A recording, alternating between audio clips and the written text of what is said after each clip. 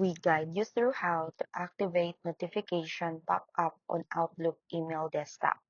So the first thing you need to do is to open your Outlook desktop and click on the File tab in the top left corner. Then select Options at the bottom of the menu. Once the Outlook option window appears, click on Mail from the left sidebar and scroll down until you find Message Arrival section.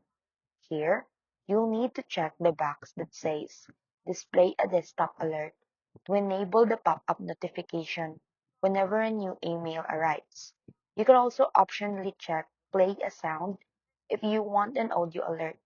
After selecting your preferences, click OK to save your changes. Now, make sure notifications are working properly. Minimize Outlook and send a test email to yourself or ask someone to send you one. You should see a small pop-up alert appears on your screen confirming the feature is activated.